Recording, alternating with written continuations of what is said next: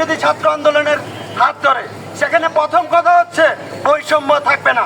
কিন্তু আমরা দেখতে পাচ্ছি আমাদের নার্সিং সেক্টরে প্রতিটি রন্ধে রন্ধে প্রতিটি বিষয়ের সাথে বৈষম্য জড়িত। কেন? আপনারা আমাদের নার্সিং সেক্টর ব্যতীত অন্যান্য যে সকল ক্ষেত্রেই দেখবেন, সেখানে তাদের উচ্চপদস্থ কর্মকর্তারা হচ্ছে তাদের নিজ নিজ পেশাদারিত্বের। কিন্তু আমাদের নার্সিং এর থেকে কেন সেইখানে কোনো নার্সকে প্রদান করা হলো না? কেন এই বৈষম্য করা হলো? 2023 সালে কানাডা থেকে একটি নার্স নিয়োগের বিজ্ঞপ্তি প্রকাশিত হয়।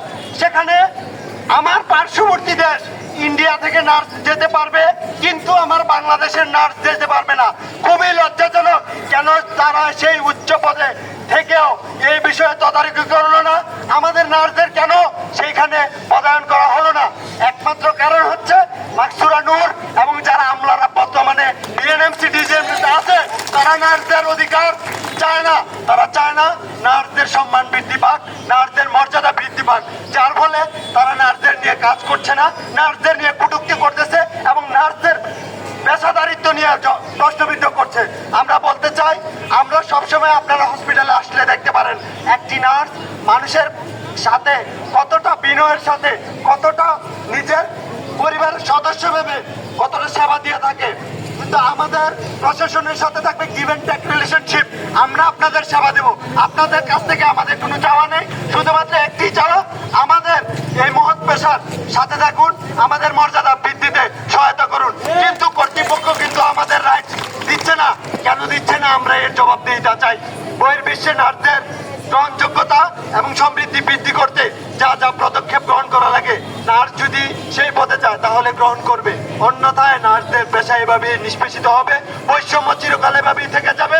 আমরা তাই বলতে চাই, আমাদের আজকে স্টে ফর 1 পয়েন্ট ডিমান্ড বাস্তবিত যদি না হয়, তাহলে আমরা আমাদের কর্মসূচি চালিয়ে যাব। দিন শেষে আমরা খুবই দুঃখ প্রকাশ করি, আমরা এতদিন ধরে আন্দোলনে আছি, রাস্তায় আছি, কই কর্তৃপক্ষের কেন কোনো মাথা ব্যথা নাই? কেন আমাদের কর্মসূচিকে সবসময় বৃদ্ধাঙ্গুলি দেখিয়ে তারা তাদের পদেই থাকতেছেন? কেন আবার আমার মনে হচ্ছে তারা না উনারা ভাষণ দিবেন? জ্বালা, আমাদের পথ রয়েই গেল, নার্সদের অবমাননা হয়েই গেল। কেন?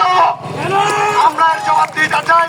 আমরা চাই যে সকল নন নার্সিং প্রশাসন ক্যাডার এই বিএনএমসি কিংবা ডিজিএনএমে আছে, তাদের পদত্যাগ করা হোক।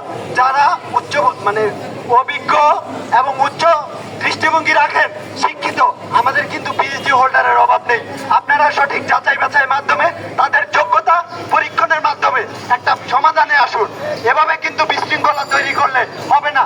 আপনারা সমাধানে আসুন, তাহলে আমাদের বাংলাদেশের মানুষ শান্তিতে থাকবে, নার্স জাতি শান্তিতে থাকবে, দিন শেষে জনসাধারণের স্বাস্থ্যসেবা সুনিশ্চিত হবে।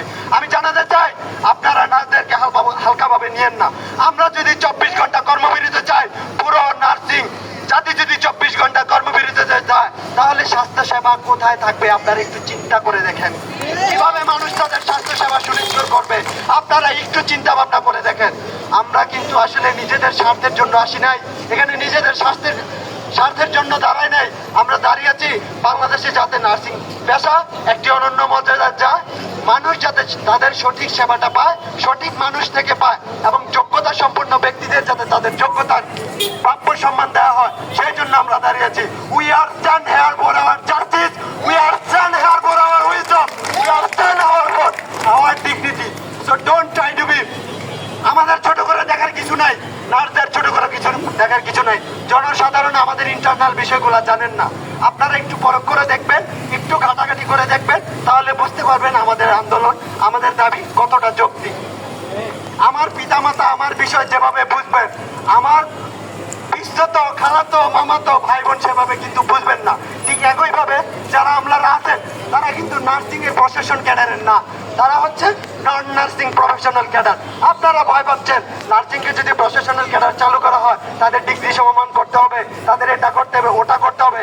বাংলাদেশে আজকে কিন্তু পরিবর্তনকে আপনারা যদি ভয় পান, তাহলে আমরা মনে করি আপনারা ভীতু।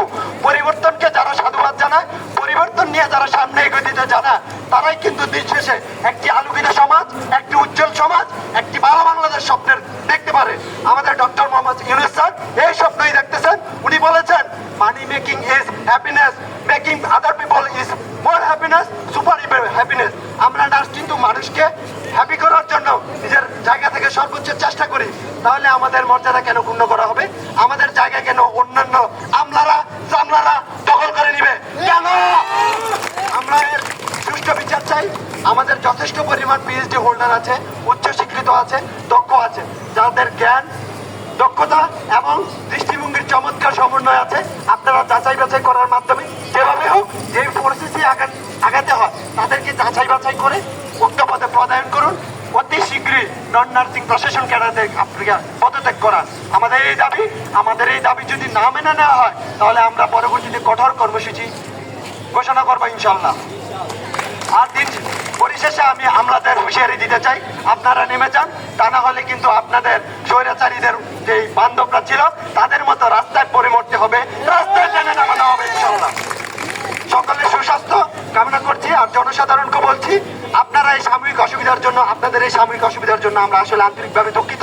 আমরা আমাদের দাবিটা যদি মেনে নিতে পাই তাহলে কিন্তু আপনাদের পাশে আমরা দাঁড়াবো। আপনাদের কিন্তু আমরা সেবা প্রদান করতেছি, আপনাদের কাছ থেকে কিন্তু আমরা আশা করতেছি না। আমরা আশা করতেছি আমাদের নির্দিষ্ট কর্তৃপক্ষ আমাদের দাবি মেনে নিবে, আমাদের যে দাবি দেওয়া আছে তা মেনে নিবে। তাহলে নিশানা আমরা আমাদের সেবাটা প্রপার ভাবে আপনাদের দিতে পারবো। আমরাও তো মানুষ, আমরা তো রবট নই। 24 ঘন্টা আমরা খেটে যাই, আমাদের কি কোনো দাবি দেওয়া থাকতে পারে না? আমাদের কি কোনো মর্যাদা থাকতে পারে না? ওনারা কেন আমাদেরকে এইভাবে